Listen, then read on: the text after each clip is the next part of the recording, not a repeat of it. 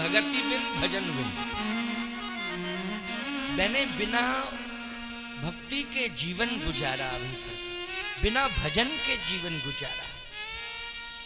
अरे इतने धार्मिक राजा हो तो भक्ति की तो कमी होगी नहीं। क्यों भाई, जो धार्मिक होता है वो भक्ति के प्रभाव से ही धार्मिक होता है। बिना भक्ति के प्रभाव के कोई धार्मिक हो ही नहीं सकता। हो सकता है क्या जबरदस्ती किसी को धार्मिक बनाओ? एक बार एक व्यक्ति महात्मा जी के पास गया, बोले महाराज हम आपकी शरण में आए हैं, आप हमें ज्ञान दो और आत्मबोध हो जाए, मुझे आत्मबोध कराइए।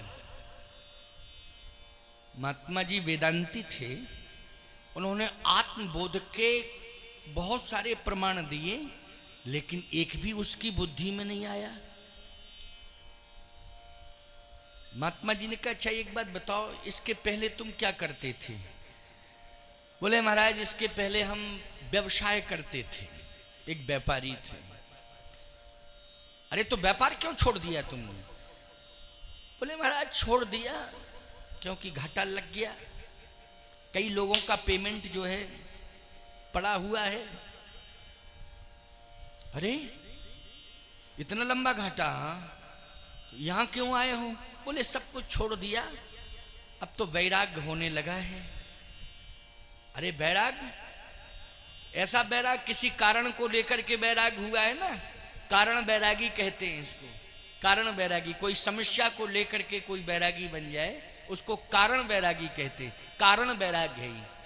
चलो कोई बात नहीं है, तुम आ ही गए हो मेरे पास, बहुत समझाया महात्मा ने, बहुत ज्ञान दिया, लेकिन बुद्धि से परे। जब करे तब व्यवसाय की बातें करे, जब करे तब व्यवसाय। महात्मा बोले देखो तो मेरी बुद्धि भी व्यवसायी बनाना चाहता है। ऐसा आ गया, पता नहीं मेरी बुद्धि भी व्यवसायी हो जाए, को रामदेव जैसा प्रोजेक्ट हम भी खोल दें कोई बहुत बड़ा। क्योंकि रामदेव बाबा सबसे बड़े व्यवसायी हो आयुर्वेद के, उनसे बड़े व्यवसायी कोई नहीं है। आयुर्वेद का बोलो भाई, सबसे बड़ा व्यापार इस समय कौन कर रहे हैं? न डाबर फैल, वैद्यनाथ फैल, ओझा फैल, झां फैल, सब फैल। पतंजलि हैं, पतंजलि। चलो भाई आयुर्वेद से संबंधित है, आपको विश्वास है तो हम किसी प्रकार की कोई टिप्पणी नहीं करेंगे, लेकिन बहुत लंबा व्यवसाय, लंबा व्यापार है, हैं? अब तो उसमें व्यस्त हो गए बाबा जी। महात्मा बोले मैं तो भजन करता था, लेकिन मेरा दिमाग अस्थिर हो गया, इसी के कारण हुआ। एक दिन महात्मा बोले तुम यहां से चले जाओ, चले जाओ। बोले महाराज आप ही को लेके जाएंगे जहां जाएंगे, हम अकेले नहीं जाएंगे अब कहीं। अच्छा मेरे पीछे पड़ गया। एक दिन क्या हुआ कि उस कुटी के सामने, महात्मा की कुटिया के आश्रम के सामने से किसी की आत्मा विश्वात्मा में विलीन हो गई थी, तो उसका अंतिम शरीर स्वरूप जा रहा था श्मशान की ओर। महात्मा जी ने कहा चलो अब इसको भी साथ में ले चलें, वहीं कम से कम मरघट पर तो ज्ञान इसको हो ही जाएगा। हो जाएगा कि नहीं, संजोग की बात। हजारों लोग उसके साथ थे, सब आंखें बंद किए रो रहे थे। उसके शरीर में, पार्थिव शरीर में आग लगाई गई, धू धू करके शरीर जल के खाक होने लगा। सारे लोग आपस में चर्चाएं कर रहे थे, ब्रह्म सत्यम जगन मिथ्या, वास्तव में इस जगत में कुछ नहीं, एक दिन तो जाना ही पड़ता है, एक दिन तो शरीर नाशवान जाएगा ही जाएगा, आज ये गया कल हम जाएंगे, परसों और कोई, इस तरह से क्रम आपस में चर्चा कर रहे थे। वो चेला भी आंख बंद किए था। महात्मा ने सोचा कि देखो अब इसकी समझ में आ गई कि सब मिथ्या ही है, सब मिथ्या है। महात्मा ने कहा आंख खोल, समझ में आया? कुछ समझ में आया तेरे? बोले हाँ आ गया। क्या? बोले हाँ लकड़ी का धंधा बहुत अच्छा चलेगा। अरे राम राम राम राम, अंत में यही समझ में आया कि लकड़ी का धंधा बहुत अच्छा चलेगा यार। याद रखो प्यारे, जीवन में हम राज्य के प्रति, संपत्ति के प्रति, अपने सम्मान के प्रति प्रभावित ना हो। हम एक बार आत्मचिंतन करें कि हमने सब कुछ किया है लेकिन हमने भगवान के लिए कुछ नहीं किया। किसके लिए? भगवान के लिए कुछ नहीं किया। ये शरीर भी चाहता है कि हमें भगवान से जोड़ो, केवल भोगों से ही मत जोड़ो, इस शरीर को भगवान से भी जोड़ो। एक भोगों से जुड़ने का भी एक टाइम होता है प्यारे। उस टाइम के निकलने के बाद इस शरीर को किससे जोड़ना चाहिए? बोलो जल्दी। भगवान से जोड़ना चाहिए। महाराज मनु कहते हैं चतुर्थ अवस्था में प्रवेश कर चुका हूं, अब ये शरीर कहता है कि राज्य भोगों से दूर हो जाओ, राज्य भोगों से दूर हो जाओ। अब तो इस शरीर को किससे जोड़ो? भगवान से जोड़ो। जन्म गयो हरि भजन बिन, अब मैं भजन करना चाहता हूं। शत्रुपा जी ने कहा मैं स्वागत करती हूं, आप भी भजन करें और मैं भी भजन करूंगी। वो भी राज्य से प्रभावित नहीं है शत्रुपा। पत्नी ऐसी होनी चाहिए, पति पत्नी के एक ही विचार होना चाहिए कि नहीं? इससे क्या होता है? संतान में रामत्व के संस्कार आते हैं। हमारा पुत्र श्री राम जैसा आदर्शवादी होगा। कब होगा राम जैसा आदर्शवादी?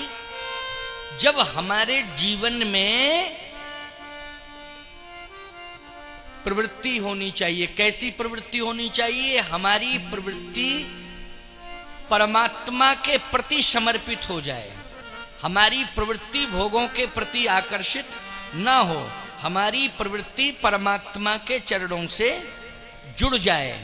तो याद रखना, परमात्मा के चरणों से जब हम जुड़ जाएंगे तो हमसे जो लोग जुड़े होंगे वो भी परमात्मा से जुड़ जाएंगे।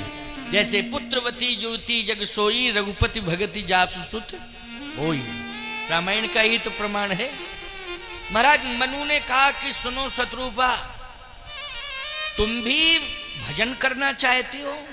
हाँ, लेकिन मैं महलों में भजन नहीं करूंगा, मैं तो नैमिषारण्य जाऊंगा।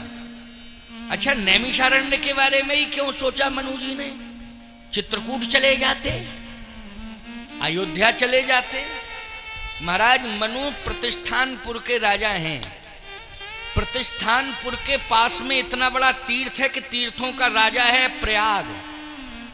तीर्थों का राजा, जितने तीर्थ हैं आर्यावर्त में, जितने तीर्थ हैं उनके राजा कौन है? जल्दी बोलो। ये रामेश्वरम धाम, 4 धाम में रामेश्वरम धाम भी, इनके भी राजा कौन है? तीर्थराज प्रयाग, इनके भी राजा वही हैं, प्रयाग जी। प्रतिष्ठानपुर प्रयाग से लगा हुआ है।